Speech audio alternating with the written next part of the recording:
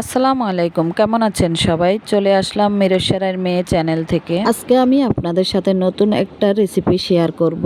আমি আগেও আপনাদেরকে একটা কচুর ভিডিও দিয়েছি। কচু আমরা অনেক রকম করে রান্না করে খাই, তবে আজকে রান্না নয়, আজকে আমি নতুন করে বড়া বানিয়ে দেখাবো, কচুর বড়া। দেখেন, আজকে আমি কচুর কাঠের যেই উপরের অংশটা আছে ওটা আমি আজকে গোল করে কেটে নিয়েছি। আমরা কচুর কাঠের উপরের অংশটাকে মাতি বলি, আপনারা কি বলেন আমি জানি না। আমি কচুর মাটিগুলাকে গোল করে কেটে ধুয়ে পরিষ্কার করে নিয়েছি। আমি একটা কাঁটা চামচের সাহায্যে দোনো পাশ ভালোভাবে কেচে নিব। এখন এখানে আমি আদা রসুন বাটা, হলুদ গুঁড়া, মরিচ গুঁড়া, লবণ, মশলার গুঁড়া সবকিছু দিয়ে মিক্স করে 1 ঘন্টার জন্য রেখে দিব। চাইলে আপনারা এখানে লেবুর রস ইউজ করতে পারেন। 1 ঘন্টা পরে আমি পাইপিনে তেল গরম করে একে একে কচুগুলা দিয়ে দিব। আমি এখানে চুলার আঁচ কমিয়ে ঢাকনা দিয়ে ঢেকে কচুগুলা ভাজবো। খেয়াল রাখতে হবে কচুগুলা যেহেতু ভালোভাবে সিদ্ধ হয়ে যায়। আমার কচুগুলা পারফেক্ট ভাবে হয়ে গিয়েছে। দেখেন, আমি প্লেটে নিয়ে নিয়েছি। বিশ্বাস করবেন না, গরম ভাতের সাথে কচুগুলা এত ভালো লাগছে, না খেলে বুঝতেই পারতাম না। এদিকে আমি হাতে মাখিয়ে ছোট মাছ রান্না করব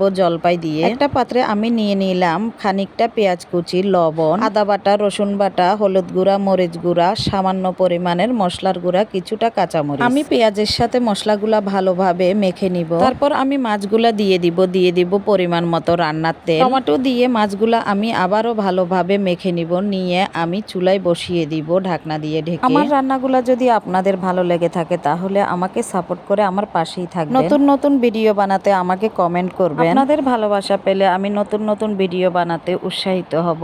আমার মাছটা এখন কষানো হয়ে গিয়েছে। আমি এখন উপরে জলপাইগুলা দিয়ে দিব আমি খানিকটা ঝোলের জন্য পানি। আমার ঝোলটা শুকিয়ে আসছে আর জলপাইটাও সিদ্ধ হয়ে গিয়েছে। আমার রান্নাটা কমপ্লিট হয়ে গিয়েছে। আমি উপরে কিছুটা ধনিয়া পাতা ছিটিয়ে দিলাম। হাতে মাখা তরকারির কালারটা কত সুন্দর আসছে। ছোট মাছটা আমরা সবাই এভাবে রান্না করে খাই। কচুর বড়াটা আপনারা বাসায় একবার হলেও বানিয়ে দেখবেন।